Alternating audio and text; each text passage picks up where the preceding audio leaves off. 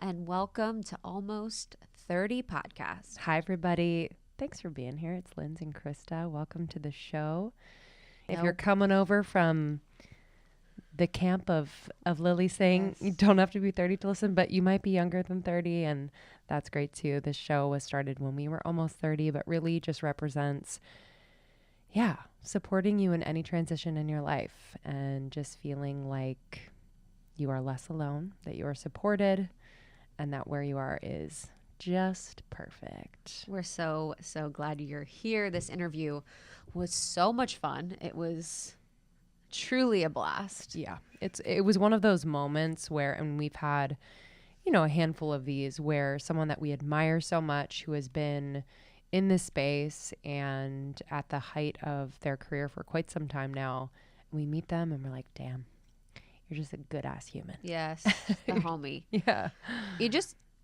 And like being in the position that we're in, we've interviewed really powerful and amazing people all over the board, people very successful, from the outside, very not, but spiritually interesting or vice versa.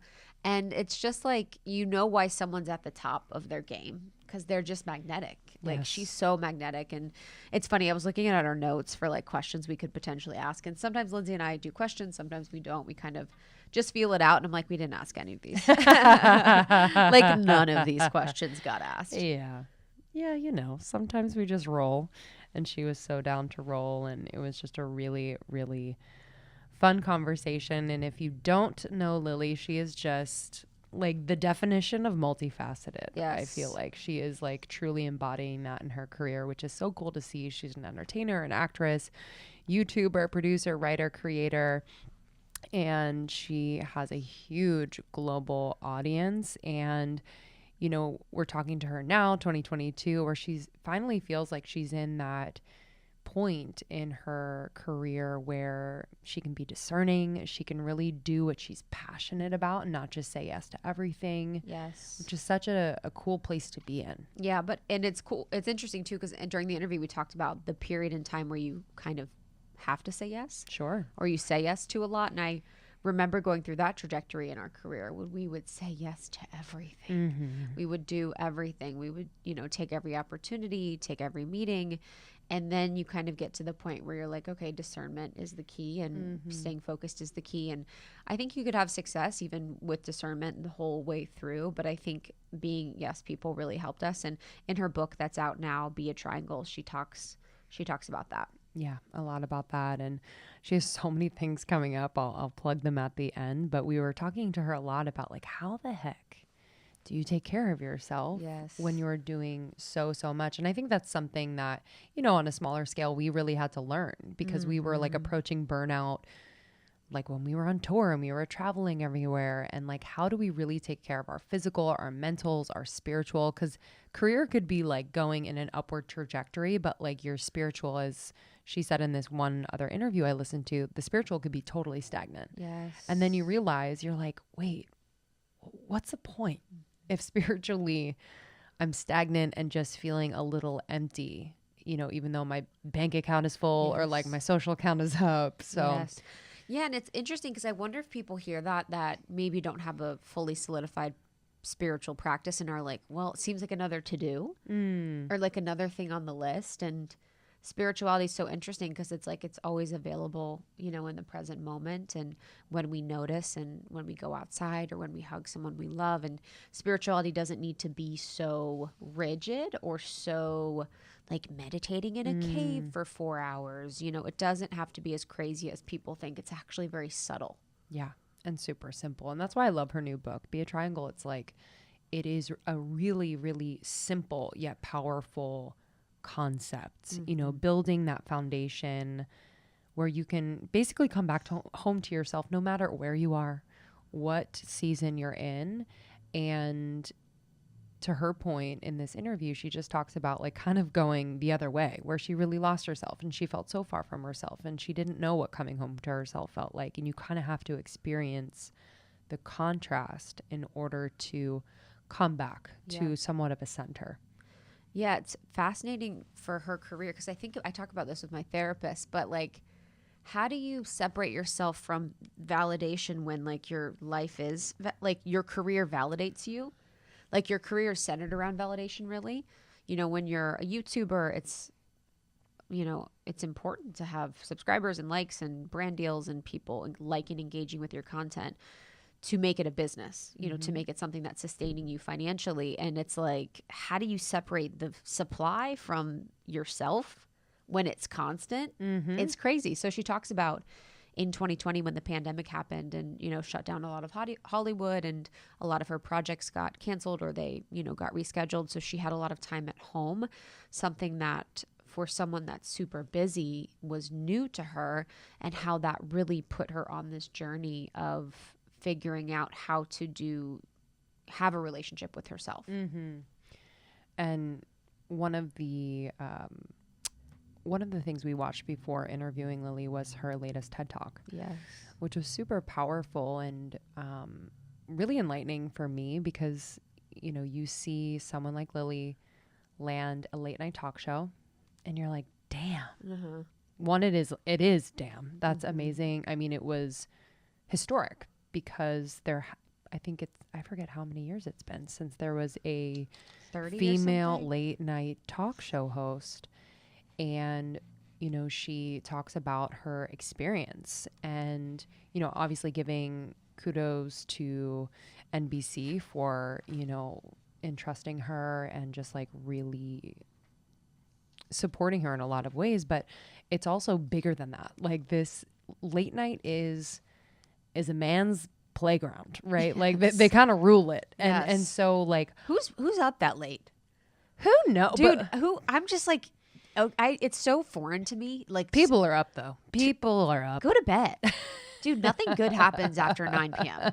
I know. Do you know what I mean? No good TV happens. Nothing. I would love a 6 p.m. show. 100%. Dinner time show. We did a 5:30 dinner last night, and it was perfect. That was amazing. I got home at 8, and I was like, I'm going I to clean for know. 30 minutes and go to bed. It was like a granny's delight. But yeah, it's all men. It's all kind of the same type of song and dance of white men. And it was really powerful that she was able to do it. But it seemed like she learned so much. And in their TED Talk, she was talking a little bit about how just having a seat at the table for women, you know, she got a seat at the table, wasn't exactly the solution for her to be successful. So having just a seat at the table isn't the solution to gender equality. And it was really interesting to hear kind of the difference or the real experience of like having to shoot 96 shows in 3 months, which is not standard, but because there was either no or little budget on that end, and just how there's a contrast between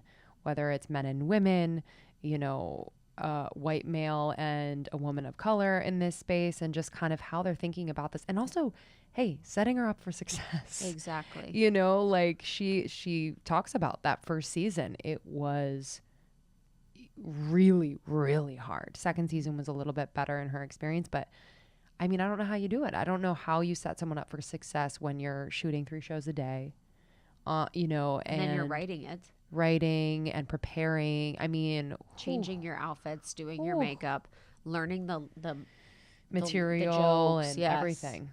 That is unbelievable. It's a lot. And yeah, I understand most things have a budget and whatnot, but if you're really giving something a good old fashioned go, you know. Yes. And not just like slapping the label on, like, well, you know, we tried. 100%. We tried, we did it, blah, blah.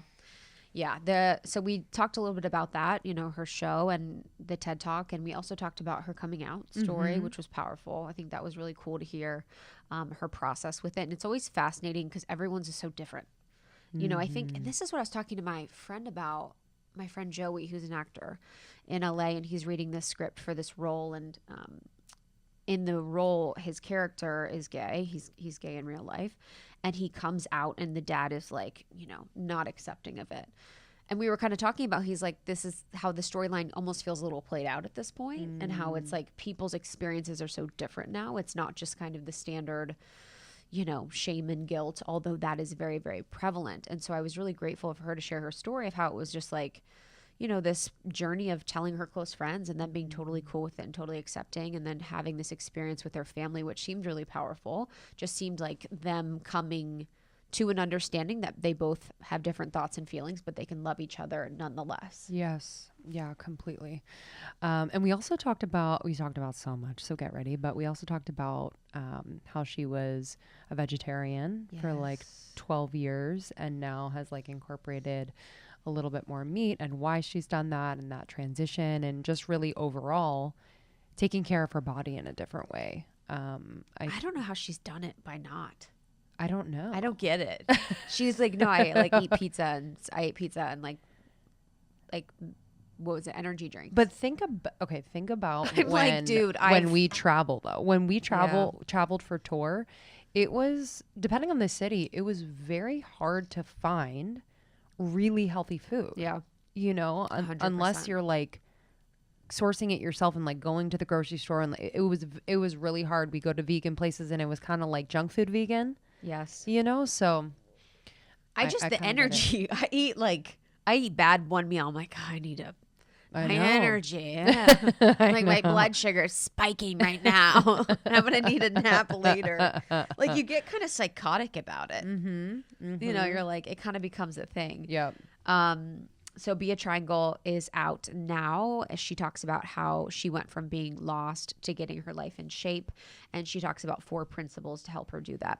I love it because it has illustrations in it, which is really cool. So there's these like little pictures and illustrations in it. And it is definitely written by her. I always can tell whenever we have people on that are authors if they wrote it or not. And you can very much tell it is her writing. Yes. And just to plug many other projects that she is in and are premiering this month, she can be seen in the 2nd season of Hulu's comedy Dollface. And she is also in the star-studded ensemble cast for the DreamWorks animation action comedy Bad Guys, which is out this month as well. And you can also catch her starring as Nora in the new Muppet series, The Muppets Mayhem, on Disney Plus. And she told us that, so this is, I love this part. I made a note about it because Krista and I are both going to do it. Shower vision boards. Yes. Pasting the vision board on the other side of the glass so you can see it every time you take a shower. And Disney Plus was in a corner of her vision board. I can't. Yes, because she used to keep her vision board just in her closet because it wasn't aesthetically pleasing. That's like bad feng shui. It literally is. I was going to say bad feng shui because you're just putting it in the back. You're hiding it. But this is like, I can't. I'm going to put it in my shower. But you know what's funny? I think about that and it makes me stressed a little bit because then I'm like, oh, then I'm going to be looking at like a whatever the fuck. It would be a good one to do as like a couple because you're both taking the showers. Yes. You know what I mean? To kind of like have like your couple visions. Yes. You know, whatever. Just like vacations and six-pack abs.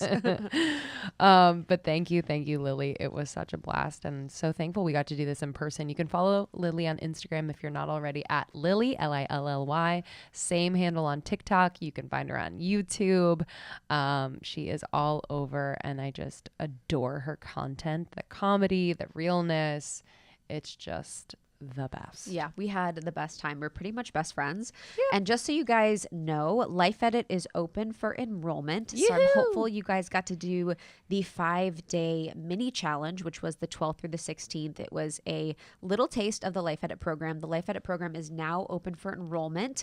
It opened on the 17th and we will close it in just a few days. And it is going to be incredible. It's all about editing your life with energetic and tactical tips to integrate right now to embody the highest version of yourself, hosted by me. So go to lifeeditbykrista.com or almost30.com to learn more about that. Do not miss this one. This is the perfect time of year to do it. I literally I cleaned a drawer, and I know that's like a very small slice of the Life Edit, but I cleaned a drawer last weekend.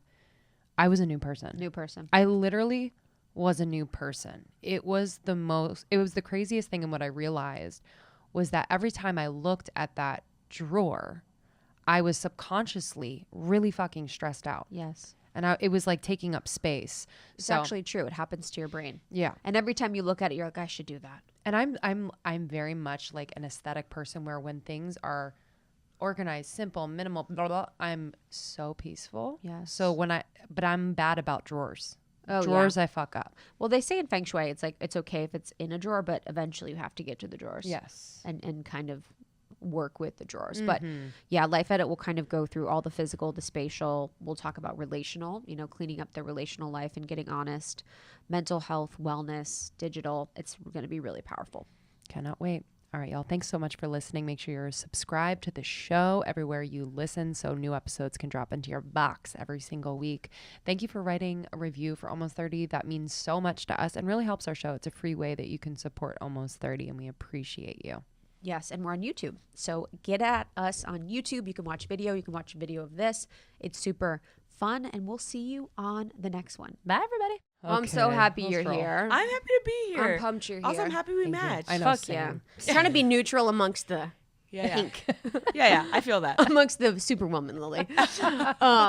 It was such a pleasure to watch your TED Talk. Thank How you. did that feel? Like, Okay, I have this thing where I'm always brutally honest, so that's what you're Let's gonna hear it. always get from me. I don't recommend anyone do a TED Talk. I actually have heard that. Okay. I've heard that I'm many not- times. Okay, Yeah. okay, perfect. Listen, such a great experience. It was when I was done, I was so relieved in a way I've never been relieved before. Yeah. But it was 19 minutes of memorization. There is no teleprompter. There's no one has ever used a teleprompter in a TED Talk. So have so much more respect for any TED Talk you've ever seen. But you know, I was like, hey, I want to talk about something I'm passionate about. I really think I can get the message across because I just had finished late night and I had a lot of stuff to offer. So I was happy I did it. It was one of the hardest things I've ever done. Wow. But I regret nothing. But would I ever do another TED Talk? Probably not. I heard the preparation is insane and the requirements around it. Yes. What did that look like? So it's first you got to present the TED team with a bunch of ideas. Like, here's what I could talk about. Here's another direction I could go. And then they'll pick a direction for you. And you're like, cool. Then you make an outline. Then they'll give you notes on the outline. Then you do a first draft and they give you notes on the first draft. And then there's just so many layers of fact checking. Because obviously they want to make sure every single thing you say is true. Things down to, like, this is how I knew it was a bunch of nerds. And I was like, I love all of you. So in my TED Talk, I say gratitude is a great word. You know, gives you a solid 17 points in Scrabble. So after my first dress rehearsal, they came up to me and they're like, it's actually 11 points in Scrabble that gratitude would give you. So I was like, okay, they're serious. Thank God for you. I know. but it is crazy. On The the internet, Scrabble someone stands would be would've like came from me. 100%. They'd be like, this was nice, but Yes, exactly. does she know? Does she even respect Scrabble? Yes, honestly. You know? Yeah, it was powerful. And it was just really beautiful, like after the late night experience, to see you kind of come up with that and just speak to all of the things that you went through in such a powerful way. And it always seems like you channel things that you're going through into art and into creating. Do you feel like that's been part of the trend of your career? Yeah, I think I always try to pull from my lived experiences because I know them. And I also feel like they're things I haven't seen very often on screen a lot of the times, whether it's my upbringing or my parents or my point of view culturally. This late night experience, definitely. We've never really had, at least not for 30 years, a woman in late night. And I'll be really honest, it was scary because I had to go up there and say, shout outs, you know, to NBC, which I still really respect them for trying. But then I had to proceed to be like, these are all the things that don't work with the system that is created. And that's scary because you don't want Hollywood to be like, oh, she went on stage and she's talking about what's wrong with us. But I was like, I think this is important. And I think this could really move the needle. And I think we need to have those conversations. So I always try to pull through my lived experiences to try making the world better. Isn't it interesting how it's like Hollywood, the entity? Yes. Like feeling like it can change your career based on one thing you do rather than kind of having more individualized relationships and experiences within Hollywood. I guess, when did you realize that that was a thing? Like within Hollywood, within entertainment, kind of having that awareness of, ooh, I gotta like kind of watch myself. Honestly, the late night show taught me a lot of that. When I first got the late night show, I think that was my first step into like, okay, this is traditional, the oldest, most archaic traditional media we can get into, late night television. That's me coming from YouTube. So I'm on like two sides of the spectrum now. I'm like doing the late night show being like, are you not going to get me to pose for a thumbnail? What is happening? You know what I mean? Yes. You're like, so I'm like, I'm like doing poses with thumbnails. And so I'm like trying to figure it all out. But when I got the late night show, that's when things just kind of overnight switched. Yeah. From the people that started following me, the conversations I started having, the outlets started reaching out to me. And I realized that, oh, I just now got permission to be part of this bigger world. And it just felt like this huge force that had no name, had no face. It was just a system of beliefs that suddenly was like, you are now accepted into this world. And from that day I learned like, oh, this is going to be a lot and it's going to be hard and it's going to be amazing, but it's just going to be something I have to navigate. And did you feel like, because I was even talking to a friend about this, you know, because she's in the space that we're in, and it's like, she was talking about wanting a TV show. And it's like, I was just kind of thinking, I'm like, why is it always that kind of thing where you're in YouTube, then you're like, I want the traditional media to accept me and I want to be part of this. And then you're in it and you're like, oh. I have a theory about this. Yes. My theory, because I asked myself the same question. Yes. When I had my YouTube channel, I had full creative control. Yes. I still do on my YouTube channel. Made all my own choices. Yes. No legal department, no gatekeeper. I did and said what I wanted. And to be honest, it got a lot more views probably than a lot of traditional media does these days. Yes. So I had to ask myself the question, why are you doing this thing that you think is a step forward that in a lot of ways could be considered a step backwards? And I've chalked it up to, again, going back to my lived experience, growing up for me, I still idolized TV and movies. You know, I still had the experience of being like, oh my God, she's an actress. She has a TV show. You watched it in your living room. I don't think the younger generation is going to have that same desire to be like, I want a TV show. I think they don't have the difference of traditional and digital celebrity.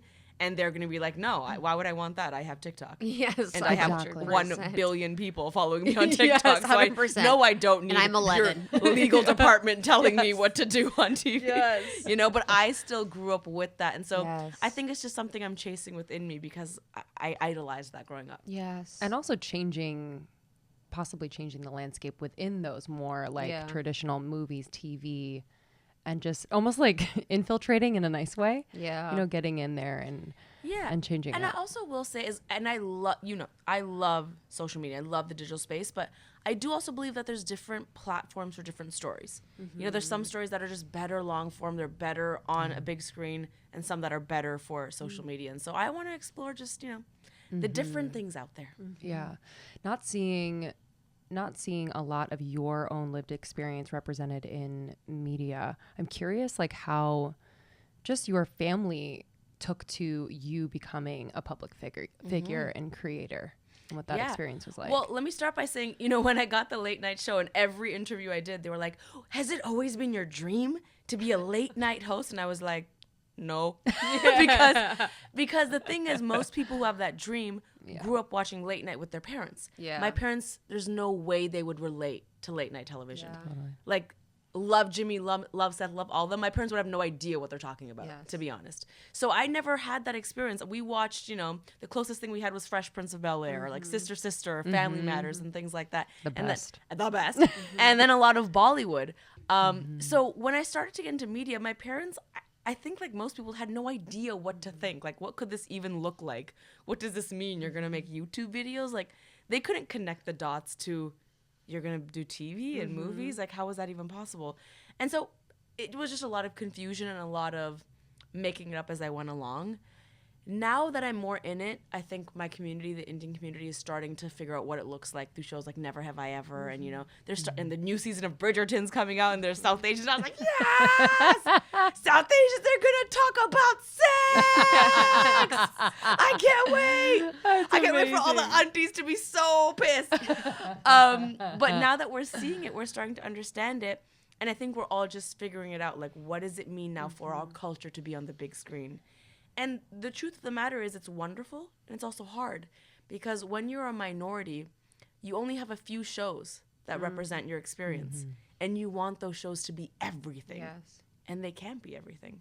So the double-edged sword to this is, when you have a few shows, you'll get a lot of critique of those shows, because someone will say, well, that was not my experience growing up, and that's not how my parents were, because they, in their mind, they're like, this is our one show and it has to be my show. Yeah.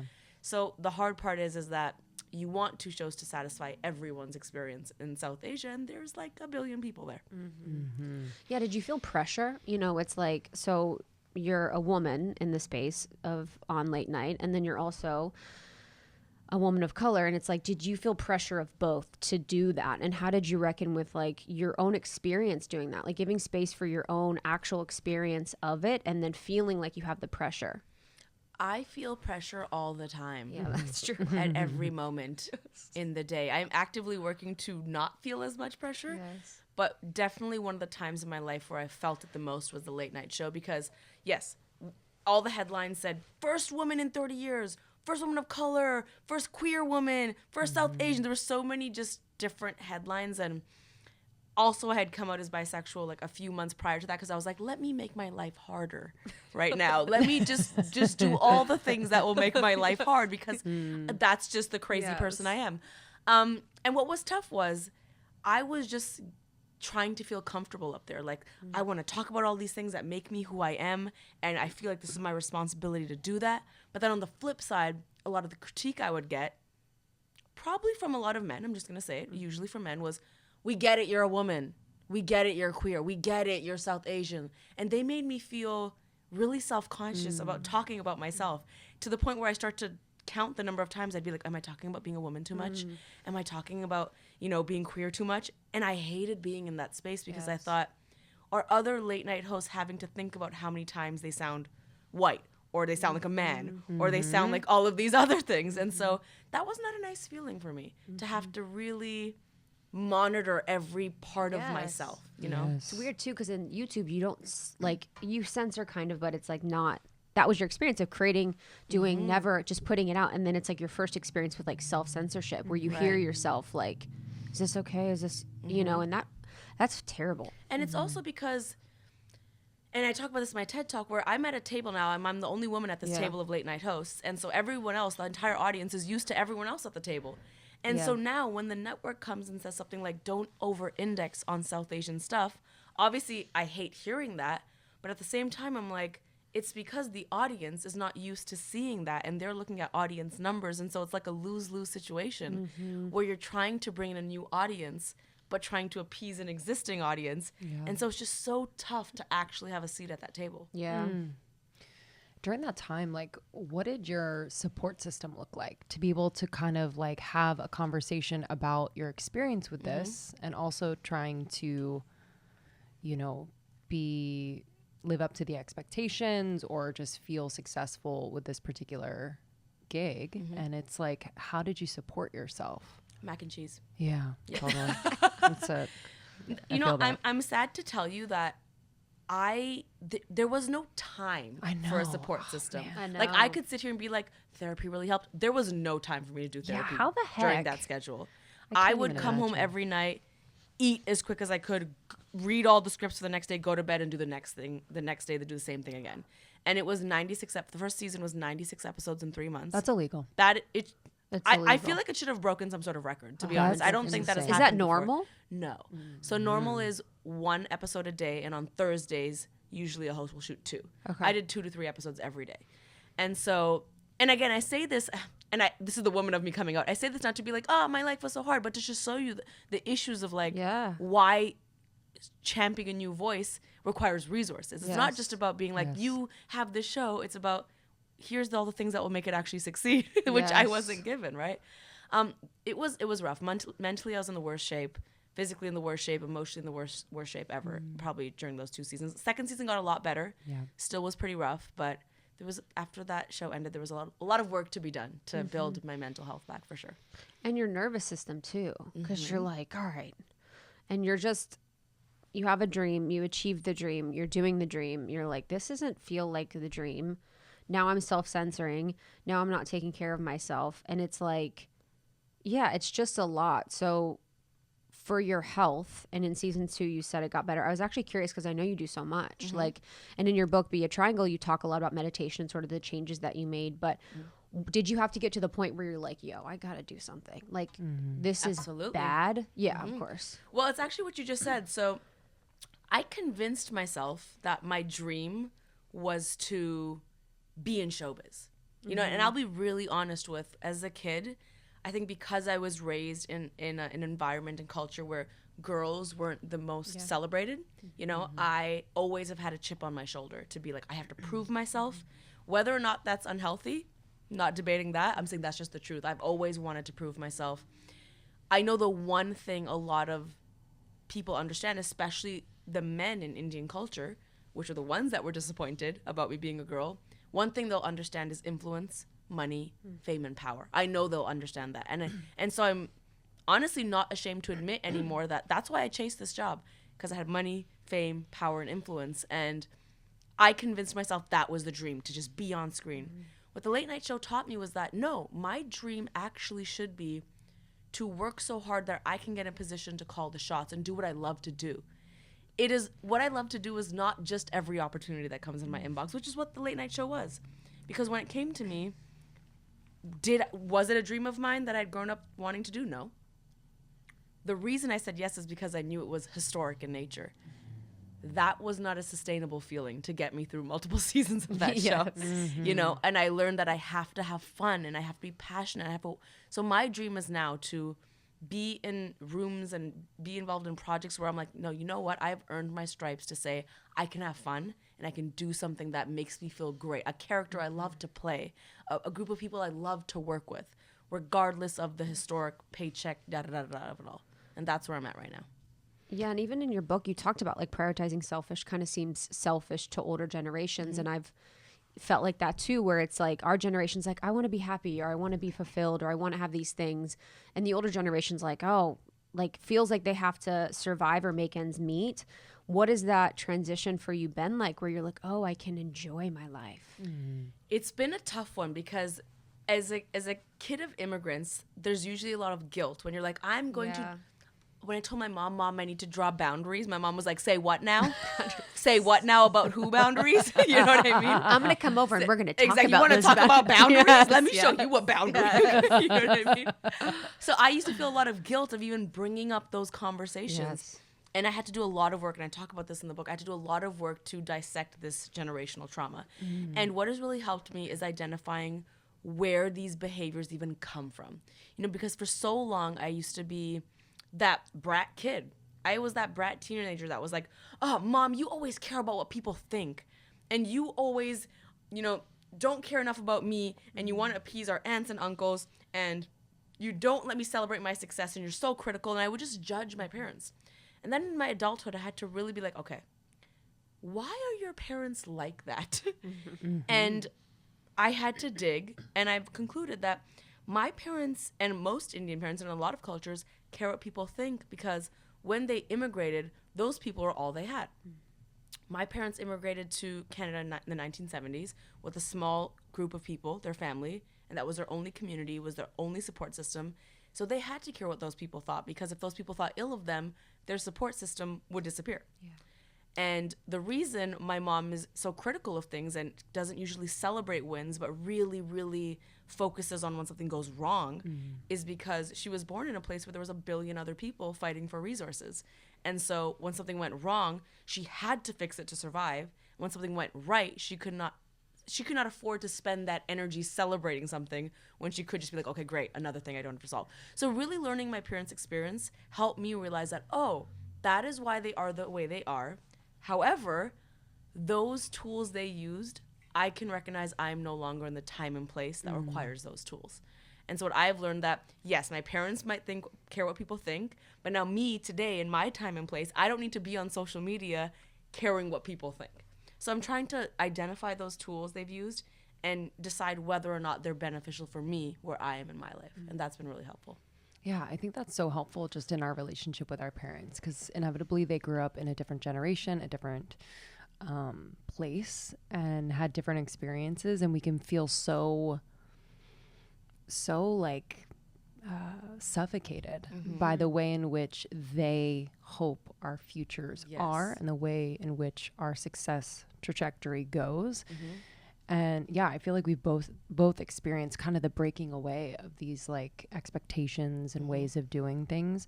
Did you have an actual conversation with your parents, or was this more so you individually just kind of owning more of how you are approaching this, and they kind of witnessed that and changed? Yeah, I did have a conversation with my parents. It was, honestly, my coming out had a lot to do with my relationship I have with my parents now.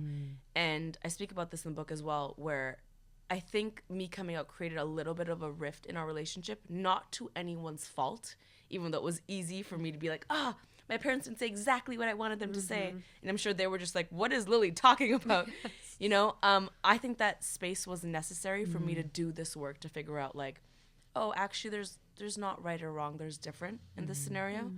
And it's the best thing that has ever happened to us, because as my parents and I have started to really, I don't even want to say mend because it wasn't broken, but really reconstruct our relationship, we communicate so much more openly now. And we're so much more just vulnerable with each other. My mom has been so much more vulnerable with me as well, explaining like her fears for me or explaining why she is the way she is. And that's something she's never done before. So we're just in a beautiful place where we both, you know what it is? We both give each other credit, which I think we never did that before. I give them credit for meeting me where I am, and they give me credit for being like, you are doing incredible things. So we've just met each other at this place where we have appreciation for each other. That's beautiful. I'm happy for you. Thank you. We hope you're enjoying this conversation. We're going to take a few moments to share brands with you that we love and who support this show. This podcast is sponsored by BetterHelp. And if you hang out with Lindsay and I off the record or even on the podcast as much as you do, you know we are such fans of therapy. I go to personal therapy. I've been going for the past 2 years, and I also go to couples therapy, and it has helped me so much to understand myself, to be a better person, to be a better friend, to be a better wife. It has been so powerful. And if you're scared, I was just like you. I, for so long, put it off. I felt like I'd be exposed. I felt like I couldn't trust someone. I had so many issues and preconceptions about therapy. And now that I do it, I couldn't recommend it more. Yeah, it's truly number one. I mean, we take care of ourselves in so many other ways, and then we like kind of leave our mentals to the side. I feel like this one, number one, and affects everything else. So if you're curious about therapy, this is your sign. BetterHelp is customized online therapy that offers video, phone, and even live chat sessions with your therapist, so you don't have to see anyone on camera if you don't want to. It's very customizable in that way. It's much more affordable than in-person therapy, and you can give it a try if, say, your therapist that you're matched with you don't vibe with. They make it super easy to change. This podcast is sponsored by BetterHelp, and Almost 30 listeners get 10% off their first month at betterhelp.com/almost30. 10% off your first month at betterhelp.com/almost30. That's BETTERHELP.com/almost30. I just got excited to do this ad spot for you guys because I got my base test results back. So if you listen to the pod, you know we are obsessed with tracking our health and wellness and nutrition through base. So they send these really easy tests to your house that you can take at home and then send into the lab and then get your results directly to your phone. So it feels super private. It feels super personal. And what I like most about Base is that all of the recommendations they've given for me when my tests weren't optimal or my results weren't optimal are mostly things that I can do on my own today. So it's things like cold therapy, it's things like sprint intervals or increasing my protein or getting more sunlight. They're all really holistic, powerful things we can add to our day. So I couldn't recommend Base enough, especially I know you ladies love learning more about your hormones. They can test your hormones. Yeah, this is an incredible company. We had Lola on the podcast. She's the founder of Base. So check out that episode to learn more. But this easy at-home lab testing is the way. It literally comes to your door. You do either a saliva test or a finger prick test. It's very, very, very easy. I can do it in 5 minutes or less, and then I just send it off. I get my results to my phone in less than 10 days. You can choose from 5 key areas that affect your quality of life, like stress, energy, sex drive, diet, and sleep.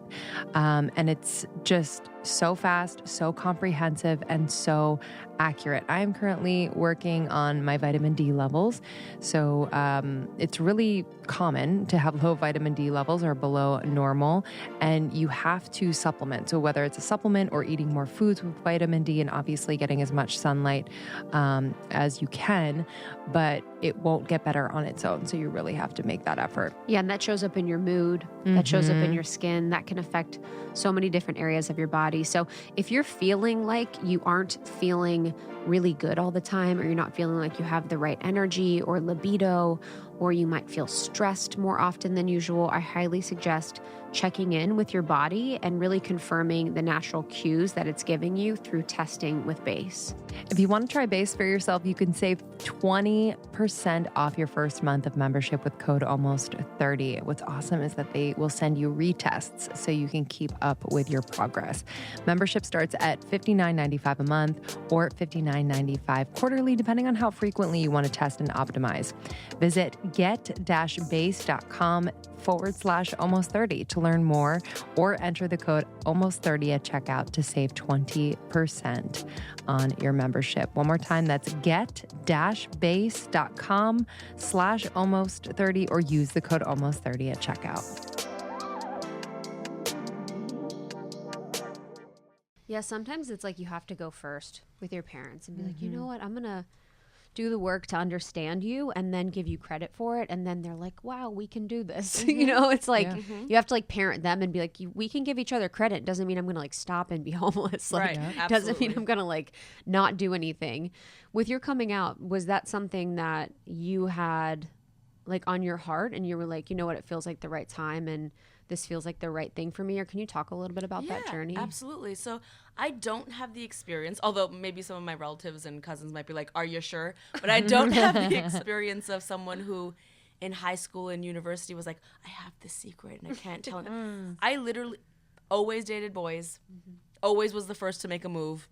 I was that girl. I was like, I'm going to be the first to kiss. I'm flirting. I'm going to do all that. Feel that. So, so when I always felt though in all of my relations that something is just a little bit locked inside me and I don't know what it is. And so I used to chalk it up to, I have trust issues. You know, maybe it's just the cultural stigma of this. I chalked it up to everything else. And I think a lot of it had to do with, there was not a single openly queer person in my high school.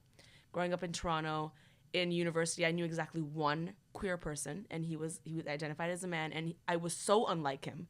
You know, he was so gay, and he used to be like, oh, I can't even think about girls. And I was like, well, I don't relate to that either. And so I really just was like, maybe I haven't found the one. Moving to LA really introduced me to a bunch of people, you know, and introduced me to this idea of, no, there's a bunch of sexualities and there's a huge spectrum, and that opened my mind to, maybe it doesn't have to be this extremes. Maybe I fall somewhere in the middle. And so it was about a month before my 30th birthday. And I'm sitting in my room and I was like, I think I need to figure this out because I haven't dated someone in a long time. I know there's some part of me, and I just said it out loud for the first time. And I came out to my dog and I said, I think I'm bisexual. And it was the first time I ever said it. And it felt right. Instantly, I was like, I lost 10 pounds off me. And when I tell my friends this, they're like, we're not surprised. And I'm like, well, I am. I'm surprised because I didn't come out to myself. I realize that's like not the reply that you want. It's not. I have a friend, he's like, you don't want to hear that. When they're like, we knew. Yeah. We knew. Because it's like, frustrating dude, what? because a lot of times that person is confused and they don't even fully know, right? And so anyways, being the type A person I am, that night I was like, open up my notes app.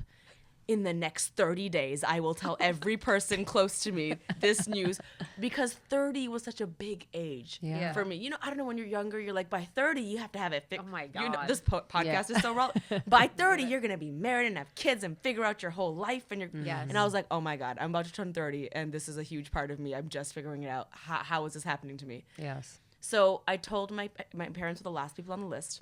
I came out to them a week before my 30th birthday, because I wanted to have this part of me out, but also I was like, they're not going to be mad at me the week of my birthday. I literally had that thought. I was like, Happy birthday! Yes, exactly. I was like, by the way, my birthday's coming up, so it's like you can't be mad at me. You're like, wow. That would have been smart on my cake. Yes. Oh, that would have been good. Oh, that would. If I could redo it, that's what I would do. Absolutely. But that's what I did. In 30 days, came out to every person important to me, like my life as a movie.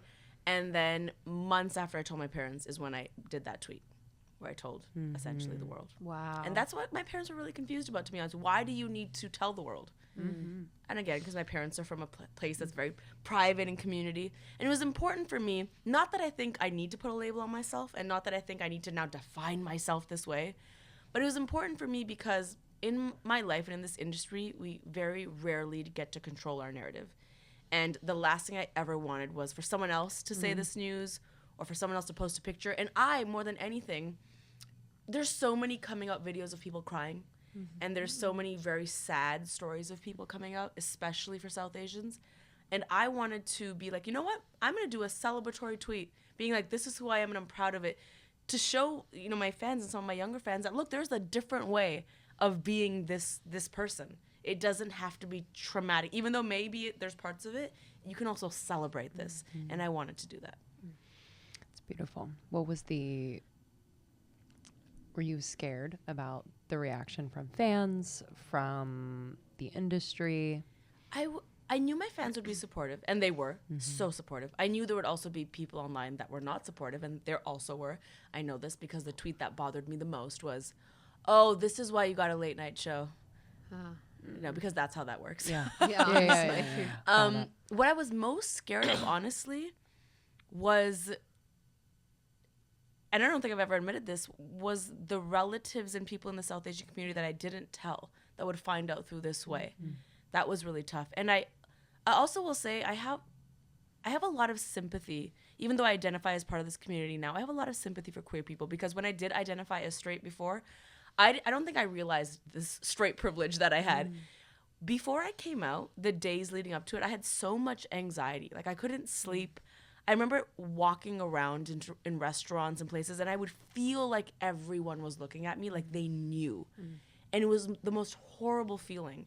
And so after I did that tweet, the first thing I did actually is I went on a walk. I didn't even check. I went on a walk, and I was like, oh, maybe everyone's not looking at me. And it was the strangest thing to really, you convince yourself like the world is going to turn on you. And it won't. And it doesn't. And that was a nice thing to realize. Yeah. It's also like, it's funny. It's like, you're famous, so people are kind of looking at you. You know what I mean? It's like, in a way, they are, but not for that. Yes. But when you have that story in your head, you're like, this is exactly what's happening. Right. With your friends, was that an experience that brought you all closer and felt like really nourishing for you? Yeah, with some of my friends, like I said, my friends are just so chill. So they were just kind of, yeah, cool, whatever. I'm chill. More so with my family, I would say. I say really made a difference with my family, and also just with myself. Yes. I learned so much about myself. Yes. And just even going back, I want to tell a quick anecdote because I want to show you how much it doesn't make sense in your brain. Yes. I had an audition a couple of weeks before coming out where it was to play, I didn't sign an NDA, so I think I'm fine saying this. It was to play... in Jumanji? Yes. So I don't know if you know this. Growing up, I idolized Dwayne "The Rock" Johnson, and I still do. He's like my mentor. I just am like obsessed, like my biggest hero growing up. It was to play the woman in the red dress who like has an intimate scene with him in Jumanji. It was to play that role. Yes. So obviously, I'm like, my life has led me to this 100%. moment. You're like, manifestation works, Literally. bitches. So I walk into the audition, but on my mind, I'm like, I'm gonna come out to my parents in a few days. I'm so stressed. So I convinced myself that this casting director knows that when I'm playing this role of kissing Dwayne, she knows I'm actually queer, and she knows I'm bi, and she knows there's a different part of me. That is the only audition in my life I've ever choked, where I had to walk out of the room because I could not do. And that feeling of being like, this audition, this role, and that's actually the thing that drove me to be like, I can't do this anymore. Wow. I need to live my truth. But it took me that. It's also the stereotypical. It's interesting because it's like symbolic. Because you're the woman in the red dress. You're kind of like the damsel in distress. And it's like, you weren't, like, you're kind of leaving that behind, like this gender normative role of being the woman in the red dress, the sexy woman that's like with the strong man. And that's really interesting. I love that you put it that way because that's so insightful. I just didn't get to make out with Dwayne "The Rock" Johnson. Yeah. That's how I don't think he'd be a good kisser. Oh my God, I can't hear this. I can't hear this at all. It'd be like too angular. He's perfect. He's perfect in every way. And I'm sorry because I know we're friends now. He's just my like mentor. And I'm sorry, Dwayne. I hate that I always have to talk to you about talk like this about you. But You're like, I'm about to leave the interview. Don't worry, Dwayne. I will die on hated this them hill. from the start. I will die on this hill. I kind of see him being a little delicate, actually. Yeah. Okay. Yeah. You might bounce off his rock hard body, but like it will be yes. It will be delicate. delicate. This is gonna That he's is gonna text so me funny. about this. But I'm sorry. I hope he listens. Yeah. That'd be cool. Yeah, literally. He's like working out. He's like, oh, let's go, girls. I always just think about his cheats. His like epic cheats. Oh my God, I know. Wait, what? His cheat game His is cheat fucking crazy. Oh my God, his cheat meals. It's like 60 rolls of sushi. Yeah. Four large pizzas. The fact that you've watched this, I oh love. hell yeah, that it's stuff amazing. like that's like a previously disordered eating person, Yeah. I'm like, fuck yeah. Like my life of restriction. I'm like, let's do this, Dwayne. It's amazing. And I'm always like, you can eat that much? Yo. It's crazy. Yo. Think It's about crazy. your shits after that. I enjoy you too. I like you. I would like to be friends. Okay. Okay. Literally. We're done. We'll hang out at your house. We'll leave Okay. this shithole behind. Nice. Oh my god. I wanted to Did he talk. just almost punch you in the face because you Yeah, put a water he was bottle like- on the thing? Yeah. He's like, oh. And it's like, Oh. doing it again. I also keep trying to turn myself back to the cat. I keep going like this, and I'm like, Tommy, I don't want Tommy to. I don't want. And then you're stop like Tommy. you're like tilting yourself. You're like, so your camera's okay. I mean, you have so much going on. Yeah. Um, Stresses me out. no, it's wild, and I understand why you have a team to support you and just keep you organized, but also in your genius. You know, I think that's what we've found, like, too, in building a team. It really allows you, of many things, it allows you to be in your genius as much as possible, in your creativity. How are you navigating being creative as much as possible while still, you know, saying yes to things, being discerning? Like, what is that like for you today, and where are you finding the most creative expression right now? So I was really bad at this for a long time. I was a yes woman for Yeah. sure. Yeah. Oh, this opportunity came about and Same. it's cool. Yes. Now, from this year, I've been very intentional. The top this year, they know, they're right here. I had a meeting with my whole team and I was like, these are my priorities. Yep. These are my only priorities, which means it doesn't matter what else comes to my inbox and how cool it is. If it does not align with these priorities, we will not be doing it. It is as simple as that. Because you will drown in this industry. You will drown trying to say yes to everything. It's true. I also realized that I wasn't as focused as I usually am, and that's why last year I wasn't that creative. I was doing a lot of admin, busy work that didn't fulfill me, didn't make me feel any type. I was doing a lot of events where I'm like, do I even care about the thing I'm talking about here? Yeah. And so I've had to really just decide what I care about. And the way I did this is a true story. I'm not lying to your dear listeners. I put my vision board in the shower. Cool. Yes. And just let it get wet. No, well, let me explain, because that's usually the follow-up question. I'm a big believer of visions to help you Yeah. focus and all that stuff. So last year, my vision board, because I'm such an aesthetics queen in my house, we're just talking about vision board is not aesthetically pleasing. 100%. That's my biggest thing. I'm like, Yes. oh, in my neutral palette, I'm like Yes, this colorful bitch. vision board. Ugh. Got this old Elle magazine No, money I thing. can't do that. It was in the back of my closet. None of those visions came true. I was like, the sacrifice for aesthetics, not cute. Yes. So I put it in my shower. I have a glass wall in my shower, and I put it on the outside, and I taped it so I can see it from the Smart. inside. And every day-ish, when I take a shower, I look at my vision board, and it has been a game Wow. changer because I know exactly what my priorities are every single day, and I only make actions towards those priorities. I've also gotten a lot better at delegating, which is hard for, I'm sure you're nodding, it's hard for people. I'm a control freak. I want to do everything. But I'm like, no, my job is to do what only I can do. It's be creative. It's make the brain babies. And all these other people that I've hired that are so smart, Yes. let them be smart and let them do the thing they're good at. Well, you do the thing you're good at. That has been a learning process for sure. Yeah, it's so important. What is that control thing? Like, what is it, the control thing Yeah. around? Because I think you've obviously built your brand, your career from the ground up, and started out with your hands fully in to the creative process, doing every part of it.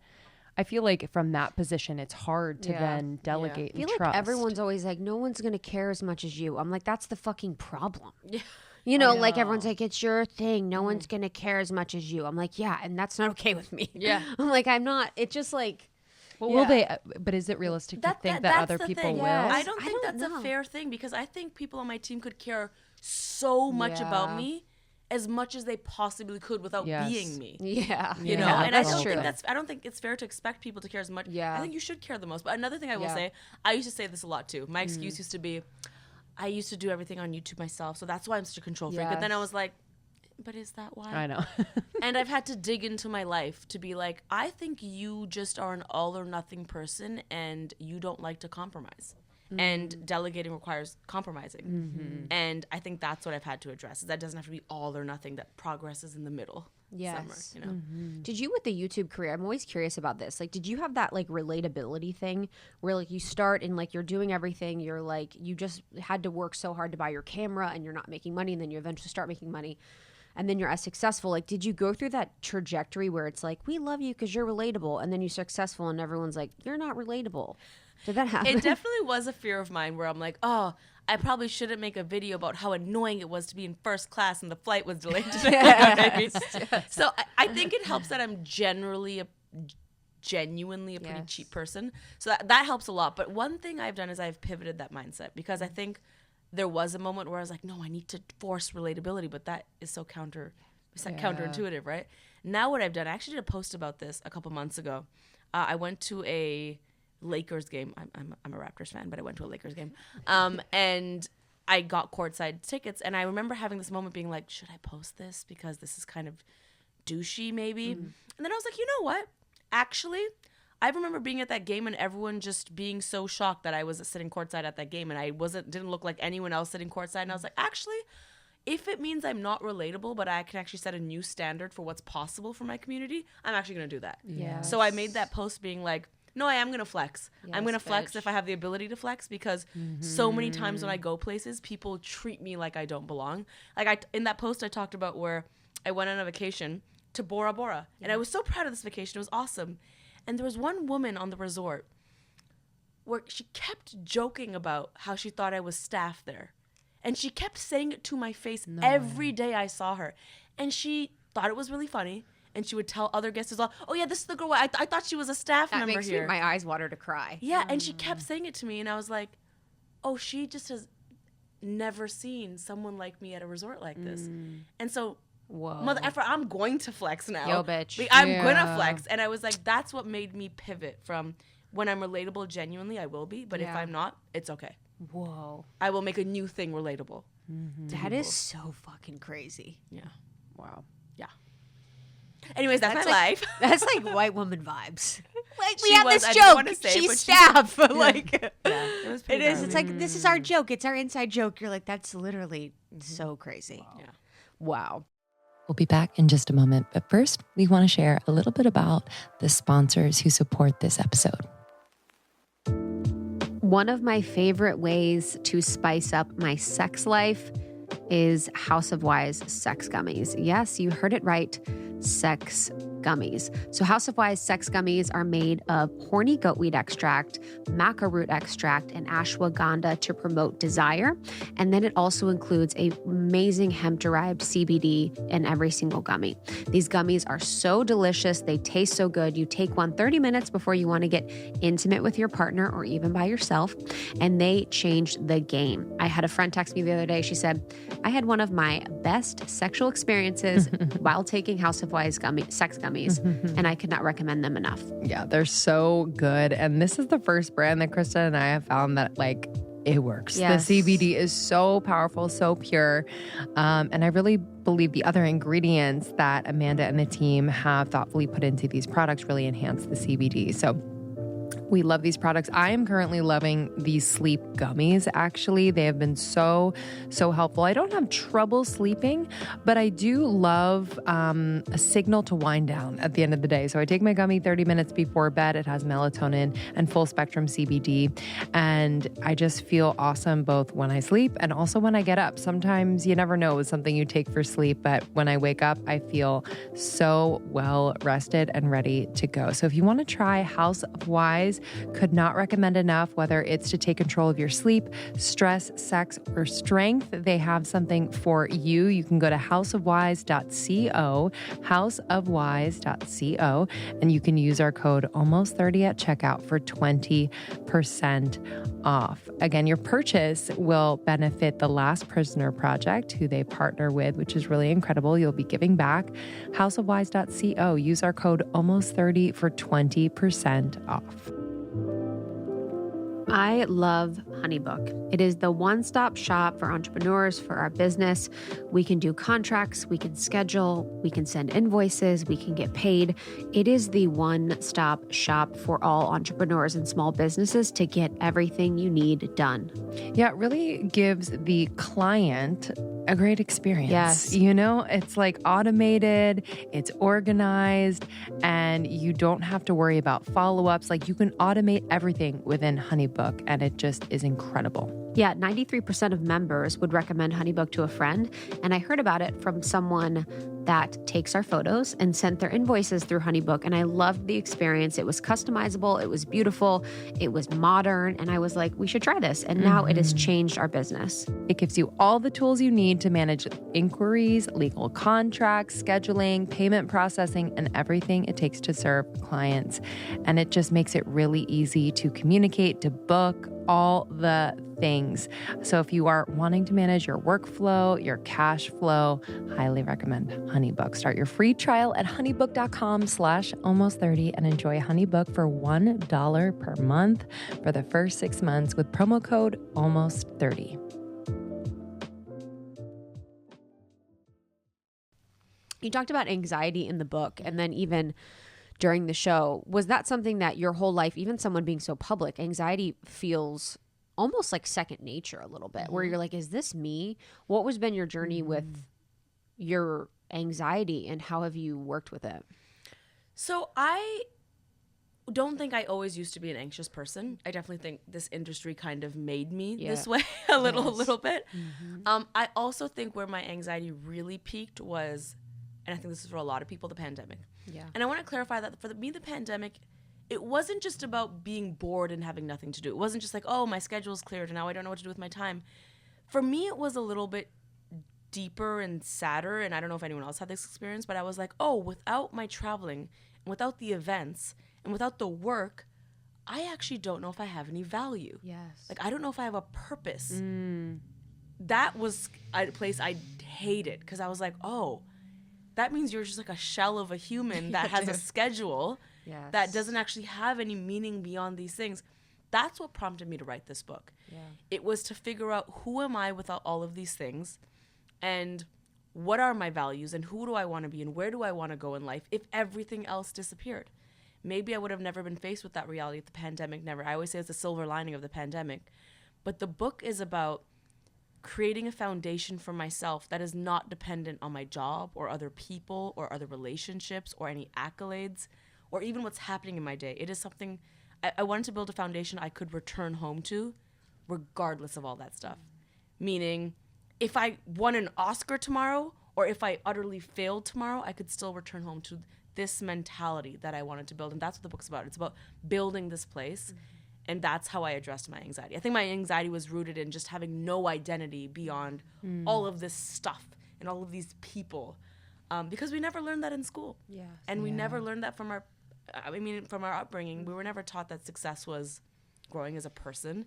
It was a salary or a number or a grade and so I'm trying to do the work in this book that I never did as a kid. Yeah. I always think about that. I'm like, oh, I can't wait until schools, like the curriculum in schools change to, you know, this idea of outside validation, the grades, the working to get into college, the career, etc. Not that that's bad, but having more of a balance of, I mean, I feel like the theme of coming home to yourself has been one that's like been recurring just in our orbit. So this is really, really beautiful and poignant. But yeah, I just feel like that. I heard you in an interview say that your career was growing, but your spirituality was stagnant. So this book really feels like that commitment to that part of self that you can come home to no matter what, whenever you want, no matter the chaos or peace.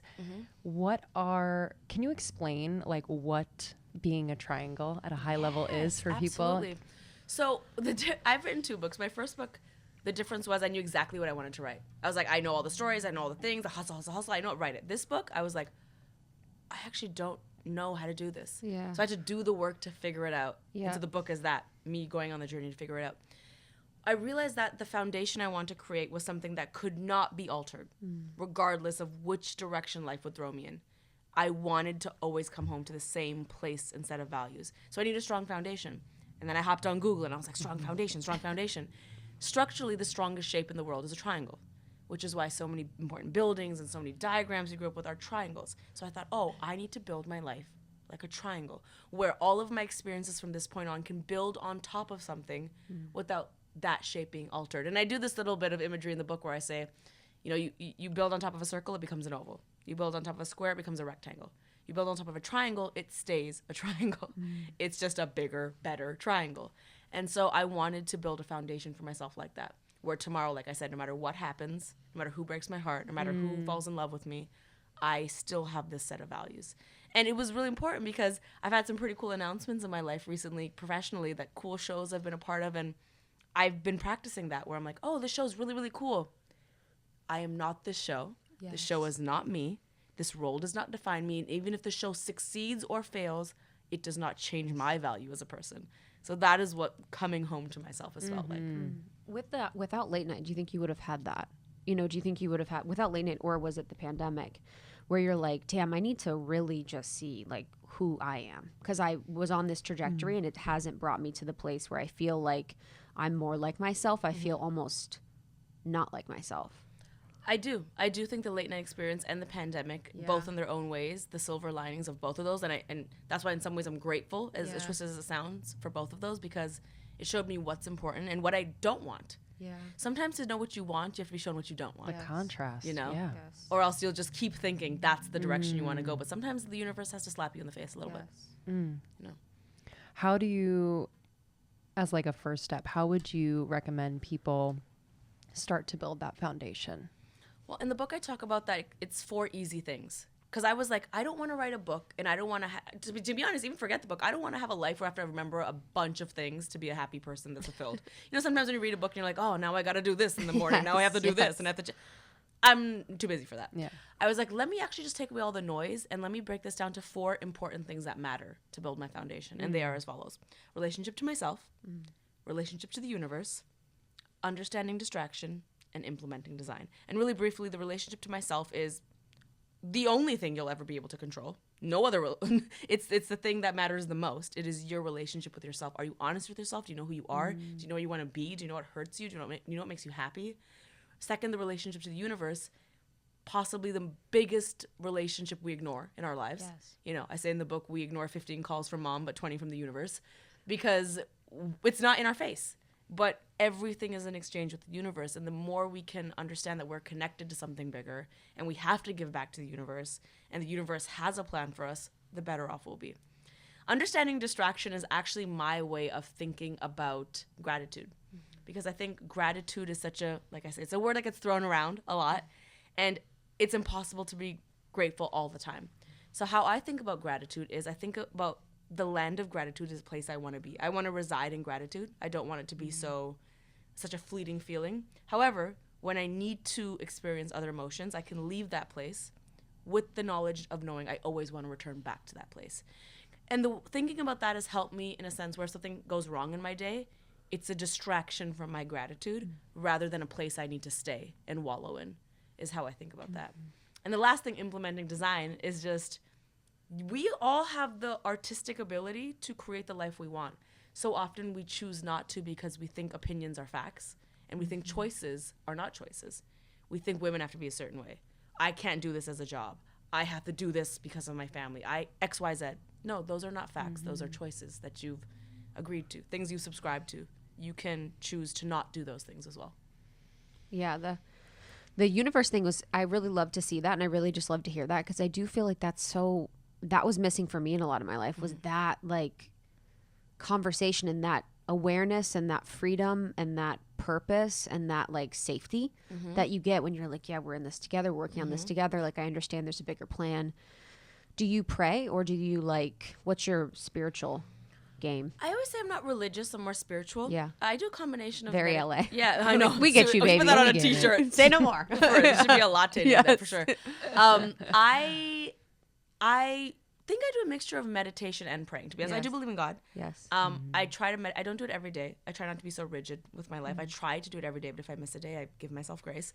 I do meditate, and I now since I've written the book, I meditate while going over those 4 things: relationship to myself, relationship to the universe. It's changed the way I actually meditate. I love that. And the connection to the universe, what I do is I actually think it's important to not only, because I'll be honest, I used to be really selfish with the universe. I would always look up and just be like, give me this. I need this. Help me do this. I would never offer anything. You get back. dumped and you're like, bring him back. Exactly. And I'd get mad when it wouldn't happen. How could you do this to me? Life sucks. Yeah. I've changed my mentality now where I spend the first bit of my meditation checking in with myself, but then I also spend a good amount just sending energy and love and light to who I think might need it. And I usually determine that by what I'm going through. So if I'm really should I stop for that? Do you mind? Sorry. Yeah.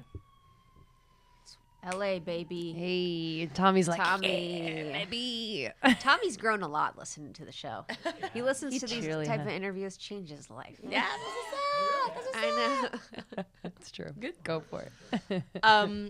if I wake up and I'm really nervous about a work thing, I will actually spend some of my meditation time thinking about everyone else that might be nervous about a work thing. And I'll be like, look, I am you and you are me, and we're in different circumstances and we're in this together. Just so you feel connected to something, and you realize that energy is an exchange. And then you also realize that, you know what?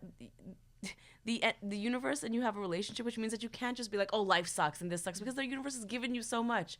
And you realize that more often than not, we're bad partners to the universe, not the other way around. Yes. That's true. You know, life usually doesn't suck. We're usually sucky to the, to the universe. Right? Mm-hmm. Yeah. I'm curious too, just from our experience of being on a spiritual journey, coming back to like our bodies has been such a big piece of that. And whether it's like treating our bodies better, or just being more embodied, what does that look like for you? I'm curious, even like what you put in your body, kind of that whole experience, especially because you're doing so much. Yeah. You know, how do you kind of treat your body as that like temple of sorts? So like most things, I was bad at this. Yeah. And I don't know how you're so successful if Same. you were bad at it. Well, no, I really was for a long time. Not during the late night show, even before that. I think I had that millennial mindset where I'm like, nah, I can do it. I can pull the all-nighters. And it's not even that I got older. It's that I start to feel crappy. Yeah. And I realized that I don't know if I want to be in the position where I sacrifice my body for the success anymore. Because my body helps me walk up the stairs. And my body helps me get up in the morning. And I've really been treating it like crap, not giving it sleep, making it do the one-day trips to places. Like so it has definitely been a priority of mine recently where I've started to move my body more, really consider what I put into my body. I'm actually right now happy to say I'm in the best shape I've ever been in my life. Fuck yeah. Take it Because I off. changed Show us what's that. good. Oh, and like, just take it off in the studio. Actually. But I'm in the best shape because I have been like, oh, you know what? No. I unsubscribe, going back to ideas I don't believe in anymore. I unsubscribe from the idea that I have to sacrifice my body to be successful. I think I can actually be healthy and be successful. We're not told that enough. Yes. You know, and even in my first book, I'm like, hustle, hustle, hustle. And I still believe you got to hustle to get to where you want to get to. But I don't believe that for years in your whole life, you need to sacrifice your body. I don't believe that. Yeah, I saw in Be a Triangle too that you incorporated some meat. Yes, which is powerful. I won't lie. And this is actually the first time I've talked about this. You guys get the exclusive. Oh, yeah. But I was a vegetarian for 12 years because for ethical reasons, not religious. And everyone sees me, they're like, brown person, religious. But it was honestly, of course. It was just for I didn't want to have to consume another animal if I didn't have to. I didn't think I was above another animal. And so for 12 years, I was a vegetarian, proud vegetarian. And in the last 6 years, I had to come to terms with the fact that I'm really unhealthy. I'm a bad vegetarian. I eat pasta and pizza all day. Yeah. I travel a lot, and I travel to a lot of countries that don't necessarily understand vegetarianism. And so I'd be in hotels, and the only option would be a pizza. And so, you know, I got a blood test back. My sodium was through the roof because I would eat a lot of just salty replacement foods. And so I was like, okay, this was probably the hardest thing I had to unsubscribe to. I was like, you need to get healthy. I started selectively eating just really organic, natural meats. And that helped me for me, and I want to emphasize, this is not me saying you need to eat meat to be healthy. No, I think you can be really healthy, vegan and vegetarian. I just couldn't where I was, and I needed to get back. So yes, I started eating meat, and I really hope one day I can go back to being vegetarian. But I know right now I just need to do what's right for me. Yeah, and it's just like allowing your life to evolve. And I've been vegetarian for a long time, Yeah. but it is one of those things where I'm like, I kind of know in my heart I might be a little bit more healthy and balanced if I wasn't. And it's like, how much are we subscribed to like dogma where we're like, I can only do this to be a good person. This says that I'm not if I do these things. So Yes. it's so important that we let ourselves evolve, let ourselves change, and let ourselves just like, you're not a bad person. You know, like you're not a bad person if you eat meat. You're not a bad person if you do these things.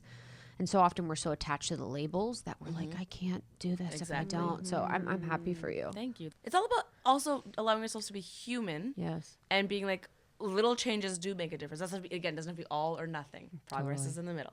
Yes. Totally. Yeah. And just having like the balance of, you know, a lot of people are talking about just incorporating like once a week or twice a Exactly. week Yeah. and just Exactly. having that balance. Do you ever have time to truly take a break? Yeah, dude. We're worried about your break game. And I say that with love because Did my therapist call you? Yeah, literally. I feel like, you know, I feel like we get breaks and we build them in, but I mean, you're on a whole other level. That's why there's some energy you're taking from somewhere. Because if you weren't eating well and you were doing all this I drink stuff, energy drinks and I eat Skittles. damn, that's it. Yeah. That's Yeah, what I that's need it. I to won't lie. do. My vice, I do drink energy drinks. That is my vice. And What- I don't drink enough water. Do you want to say the brand? I don't because they don't pay me. Oh, Okay. Yeah. I fucking feel that. I'm going to be dreaming all night. I'm like, what kind of energy I'll text drink? you. I'll text you. But I will say, okay, I'm gonna answer this like this. I do not subscribe to the idea, and I know this is very Gen Z, and I'm sorry, Gen Z. I do not subscribe to the idea that as soon as you start a career, you can be balanced. I know that I might not be the most completely healthy agree. thing. I know Completely Gen agree. Z wants to be out here being like, I just got a job and it's my dream job, and the boss wants me to work overtime. Yes. You work that overtime. Yes. You They're were like, that- where's my raise? Yes, and that's where How to Be a Boss, my first book. Yo. I said no, pull the all-nighter. Yes. Someone will work harder than you work, and I believe that. That's and I true. did that for years. What I am unsubscribing to, however, is the idea you have to do that forever. I think you have to earn your stripes. You have to hustle. You have to do all of that stuff, but don't forget that the reason you're doing it is so that you can then call the shots. Where I am now is I almost forgot that I could call the shots because I was on that race that I forgot I was on the Yeah. race. And so now I'm stepping into my power saying I did that and now I don't have to do it. I still do sometimes, but I don't have to do that all the time. So now I actually do take breaks, and my therapist has forced me to make a list of small, medium, and large things I can do to replenish my energy. So whether it's a movie every night, whether it's just like me gardening because I love plants, I do Yes. little things. And I feel like I'm the most balanced I've ever been. But when I talk about this, I don't want people then to be like, oh, but I thought you believed in hustle. I do. I can Yes. believe in both. Yes. So I don't agree with kids. I want the younger generation to know you have to work hard. Yes. And you can earn your stripes to a place where you're like, but it just doesn't come like this. I feel that. Even like, you know, in that us, hard. not our team now, but in the past, like hiring people. Oh, It's the like worst. the younger, It's a it's vibe. like, they're like, yeah, so I, Oh my that's, God. that was an extra hour this week. Yeah. And we're like, and I don't know what to say because I'm like, God. you're It's- right. That's what I'm saying. And I love and Gen Z. Don't come at me on TikTok. I love you. I Yes. love you. I think you're doing so much to Yes. progress. But the Yes. one thing I'll say Yes. is the entitlement thing of working. Yes. I've had people, and I'm the type of boss where when I had an office before the pandemic, I would go on the weekend, I would clean it, I would take out the garbage. I'm like, whatever needs to get done, gets done. Yes. But when I've had an assistant be like, oh, but why should I take out the garbage? I'm like, okay. Yes. If you're telling me, the person who's also taking out the garbage, why? Yes. Like that's where I'm Yeah. like, I can't be doing Yes. all that. Well, it's just like Completely. we're all here for a shared common goal. Yes. Yeah. And if you're not part of the shared common goal, then yeah. there's nothing to say. Yes. You know, so I think that there's so much individual focus where we say that too, where it's like, okay, how do I get a raise? Blah, blah, blah. And it's like, yeah, raises are fucking important. You should get paid for your work. But it's like, how can we also focus on just like doing the work first to set yourself up? But yeah, Gen Z, we love you. I promise if you are invaluable to someone, Yes. that's the thing. I have some people that work with me where I'm like, you are invaluable to me. You know me and my brand so well, and you have done the work, and now I will do anything for you. Yes. Yes. But if you're not there yet, and you're in 2 days in talking about raises and stuff, I'm just like, I Yes. can't. Yes. Cannot. So true. Well, now that we've got banned off TikTok. Yeah, literally. Now that Yeah, they're gonna come for us literally. on TikTok. And we just started our TikTok. Any tips? it is wow. Oh. The comments are wow. Oh my They just God. like they're like, so endocrine. I need to, because one was about hormones. They're like, do I need to see a doctor? What do I do about this? I saw this person. What? It's like, but there's its own community where they're like, they kind of don't talk to you. They talk to each other. Yeah. It's crazy. Yeah. I can tell you this. I, for a long time, was like, I'm not about TikTok. I make long form content. Yeah. So I'm like, I like actually own a camera. So I'm not, I was like on my high horse for a hot second. And then once I got into TikTok, I was like, you know what? Actually, this is good for my mental health in a way where this is the place where it doesn't need to hit that standard. This is a place where you can just express and you don't need to overthink. You can and rip. it's fine. Yes. So that's been kind of a nice thing for me where I'm Yes. just like, I can just pop on here and do a little thirst trap. Yes. Do a little whatever, and I don't need to do multiple takes. Just twerk a little. you know, the dances though, I can't. I can't. wish actually. I wish I was a dancer. I'd be Yeah. We need Like a little couples. I will say sketch. I love some of the stuff on TikTok is so funny. Some of the stuff I'm like, Yes. how is Yes. this a thing? like, dude, 100%. It's just kind of like when I first logged on, it was so sexual. Oh yeah, the 16-year-olds, and then I'm like, also, then why am I watching this I again? know. Why am I 100%. I watching? was like, They're what's her legs doing? Yeah. Yeah. Yeah. Yeah. It's crazy. Yeah. Well, I'm so excited. Be a Triangle looks fucking dope. When I was reading it before, what I love is the illustrations. Thank you. I'm like, I am want- I actually want- 10? Off our conversation, actually, this is important to know. The illustrator, whose name is Simi Patel, and her name is Paper Samosa on Instagram, and she's amazing. When I got season 1 of my late night show, we had no budget for any decor for the writers' room. So I said, hey, we have no money. Can you gift me some art prints? And I promise if Karma ever comes around, I'll keep this in mind. And she did. And she gave it to me for free. And when I was writing this book, they're like, we think it should have illustrations. And I said, I know just the person. See, and that's a great example too, actually, where it's like it's like trusting that the universe will pay you back. And I'm not saying you should go out there and do a bazillion things for free, but especially because she was like a fan and we like had this connection, and I was like, I appreciate that she was like, I want you to have a creative space, Lily. Yeah, the illustrations are sick. they go. So Be a Triangle is out now. Your other book is How to Be a Boss, and your TED Talk is out too, which is fire. And then you have more things coming. what's happening? I just announced I'm going to be on a Disney Plus show, Crazy. The Muppets Mayhem, which is really, really dope. As yourself or you as a voice? It's me. There's only a Dope. few humans on the show, so it's me. Is Not it as Lily. Are they I'm playing a below? character. Yeah. It's a whole thing. So Really? I'm not sure how we're going to shoot yet. I've shot something with the Muppets before, and yes, they were lying on the ground. I imagine they so have a cool. solve for that, being a full show. But I'm Yes. super excited about it. First thing on my vision board, top left, is Disney Plus. No big You're deal. lying. Yeah, I manifested that audition. No big deal. Vision board shower, just saying. I'm doing doing that. that. Yeah, I'm telling you. 100% doing So that. I got the Disney Plus show, and then if there's any Canadians listening, I'm a judge on Canada's Got Talent, and that Yes. premieres this month as well. Canada's are a huge audience for us. Oh, really? Yes. What's up, Canadians? What's I'm up, Canadian. Oh, I'm saying favorite, and I'm saying it with a U. Yeah, literally. What did we say? We used to be like, we had one of our former employees was from Toronto. You said it without a T. I know. Yes, and because we used to say we should be like Toronto, and she's like, it's Toronto. You know what's so weird? I'm telling you, we're connected by the universe, because when I was in my car, the second before I walked in, I did a post and I put last T silent, Toronto.